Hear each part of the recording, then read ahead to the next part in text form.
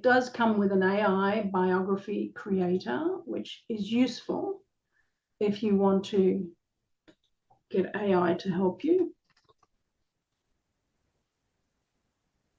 So we want Jemima Marianne Blackburn.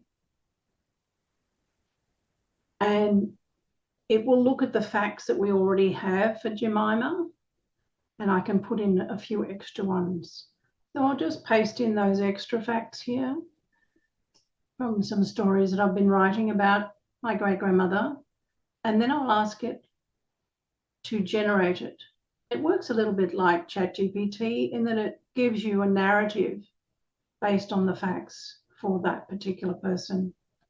And it even gives you links to relevant pages in Wikipedia. In this case, a link to the suburb where my great-grandmother lived. Then I can copy all of that to the clipboard, close that down, and in here I can add a text block.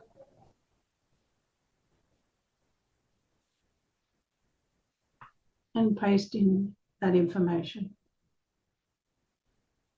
So I now have the start of the profile for my great-grandmother.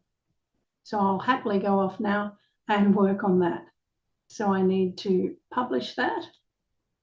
But of course you can go back and unpublish or edit it at any time.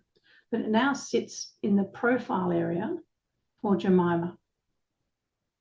I can then go back to Jemima's tree and have a look at others that I might want to work on.